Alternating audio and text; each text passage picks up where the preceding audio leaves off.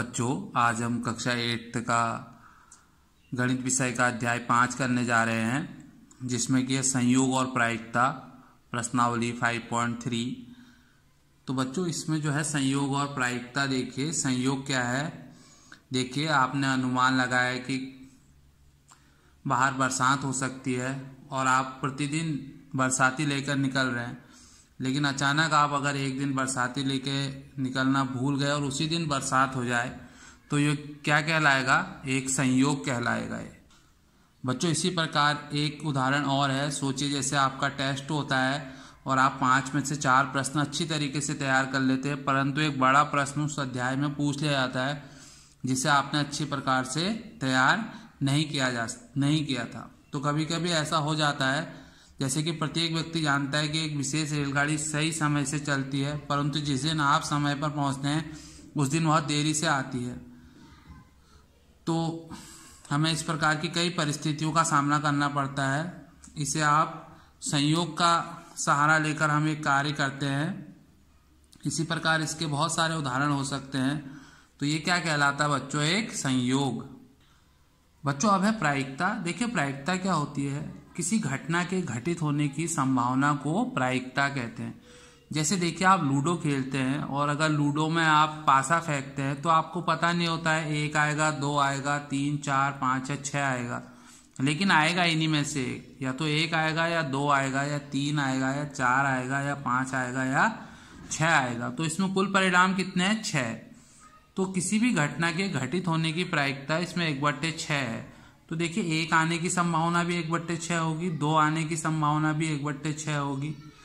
इसी प्रकार प्रत्येक अंक के आने की प्रायिकता जो है वो 1/6 हो जाएगी। अगर हम कहें कि सम संख्या आने की प्रायिकता, तो बच्चों देखिए, सम संख्या क्या होगी? 2, 4 और 6। ये कुल संख्याएं कितनी है? 3। तो सम संख्या आने की प्रायिकता कितनी हो जाएगी?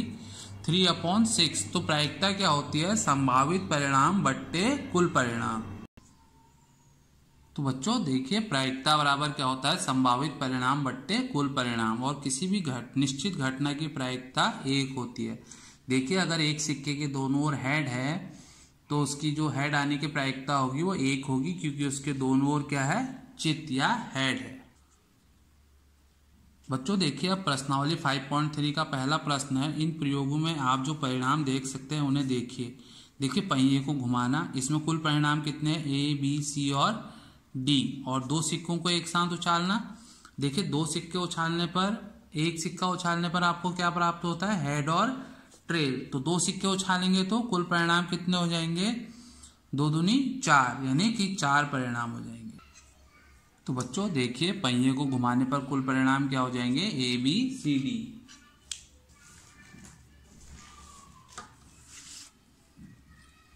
इसके परिणाम क्या हो जाएंगे? A, B, C तथा D। और बच्चों देखिए, इसी प्रकार है दूसरा, सिक्के को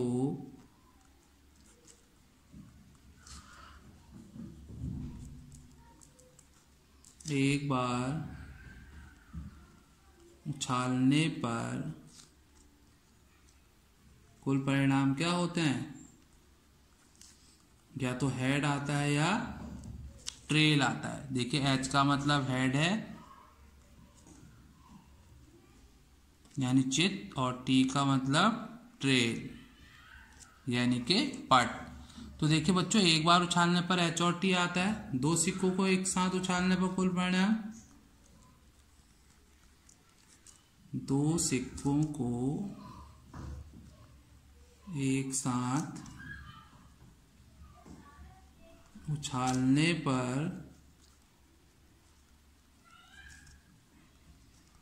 कुल परिणाम, देखिए जो एक बार है उसको आप मल्टीप्लाई कर लीजिए तो ये आ जाएगा HH, HT, TH और TT। तो बच्चों कुल परिणाम क्या हो जाएंगे? HH, HT, TH और TT। तो 2 बार अगर आप सिक्के को उछालेंगे या 2 सिक्कों को उछालेंगे तो कुल परिणाम कितने हो जाएंगे? 4। बच्चों देखिए, अब हमारा दूसरा प्रश्न है। जब एक पासे को फेंका जाता है तब निम्नलिखित प्रत्येक घटना से प्राप्त होने वाले परिणामों को लिखिए। एक अभाज्य संख्या नहीं है, 5 से बड़ी एक संख्या, 5 से बड़ी संख्या नहीं है। तो देखिए इसे किस प्रकार करेंगे हम। बच्चों देखिए पासे को फेंकने पर कुल परिणाम क्या होंगे, 1 2 3 4 5 और 6, यानी कि कुल परिणाम कितने होंगे, 6 होंगे। जो हमारा पहला प्रश्न है वो क्या है, एक अभाज्य संख्या।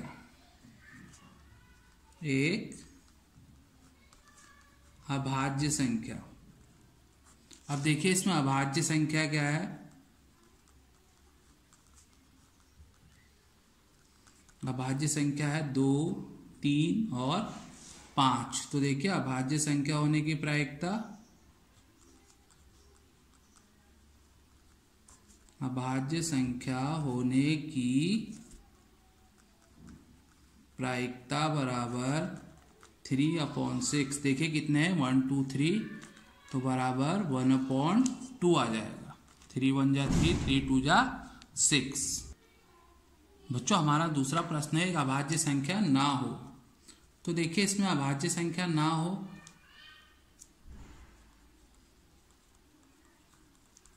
अभाज्य संख्या नहीं है। तो देखिए अभाज्य संख्या कौन कौन सी नहीं है इसमें, 1 4 और 6। तो इसकी भी प्रायिकता आप निकाल सकते हैं। अभाज्य संख्या न होने की प्रायिकता,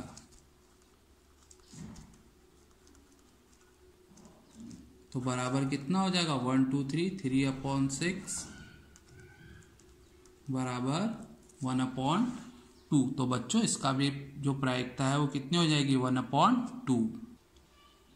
बच्चों तीसरा प्रश्न है, 5 से बड़ी एक संख्या। 5 से बड़ी संख्या क्या होगी, बराबर 6। तो 5 से बड़ी संख्या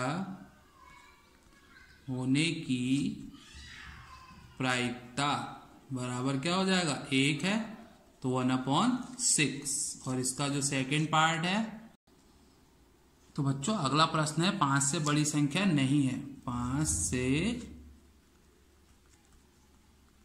बड़ी संख्या नहीं है, तो कौन कौन सी संख्या हो जाएगी, 1 2 3 4 और 5।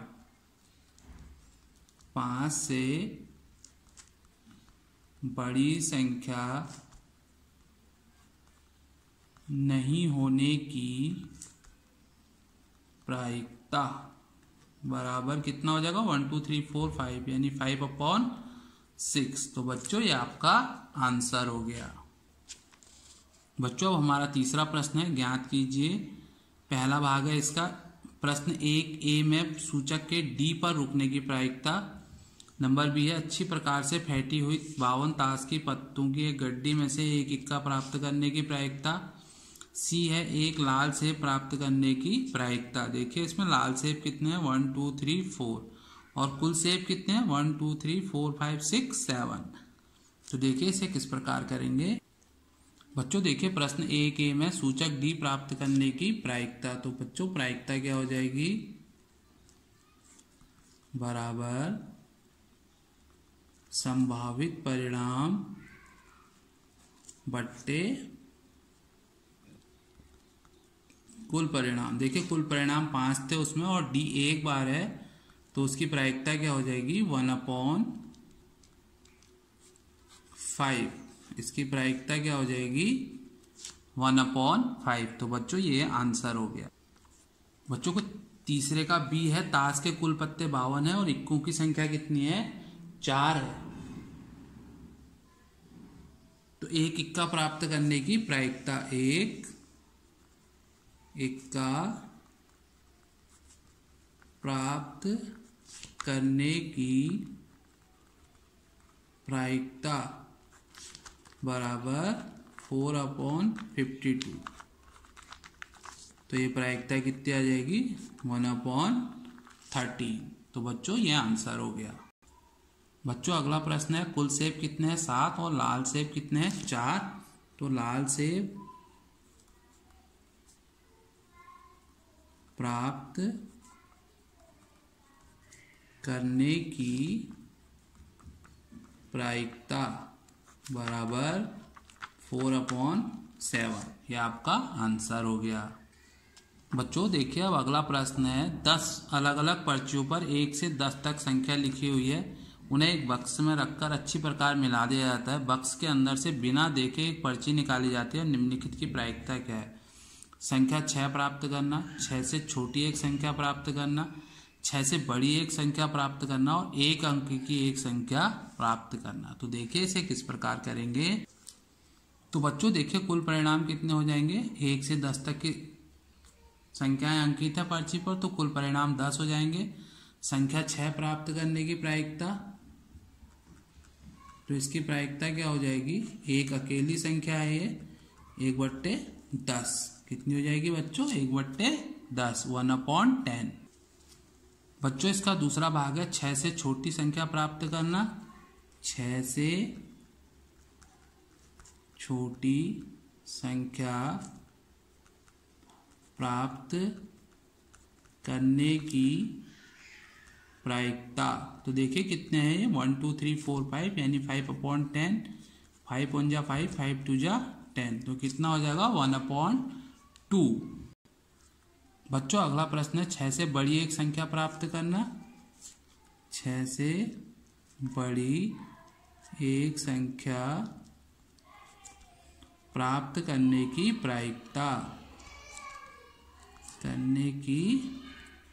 प्रायिकता, तो क्या हो जाएगा, देखिए 1 2 3 4, 4/10, 2 2 जा 4, 2 5 जा 10, तो क्या हो जाएगा 2/5। बच्चों अगला प्रश्न है, एक अंक की एक संख्या प्राप्त करना। तो देखिए एक अंक की एक संख्या प्राप्त करने की प्रायिकता कितनी हो जाएगी, ये 9 है, 9/10, ये आपका आंसर हो गया। बच्चों अब हमारा क्वेश्चन नंबर 5 है, यदि आपके पास 3 हरे त्रिज्यखंड, एक नीला त्रिज्यखंड और एक लाल त्रिज्यखंड वाला एक घूमने वाला पहिया है, तो एक त्रिज्यखंड प्राप्त करने की क्या प्रायिकता है। ऐसा त्रिज्यखंड प्राप्त करने की क्या प्रायिकता है जो नीला ना हो। तो देखिए इसे किस प्रकार करेंगे आप। तो बच्चों देखिए हरे त्रिज्यखंड 3 है, नीला त्रिज्यखंड 1 है, लाल त्रिज्यखंड 1 है और कुल त्रिज्यखंड कितने हो गए 5। तो देखिए हरा त्रिज्यखंड प्राप्त करने की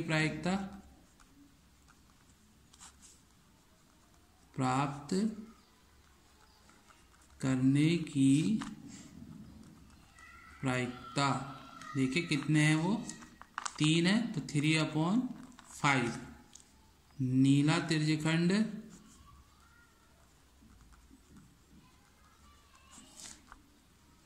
प्राप्त करने की प्रायिकता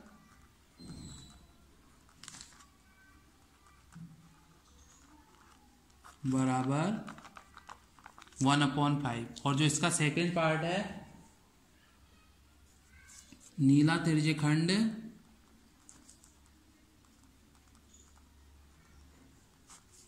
प्राप्त न करने की प्रायिकता,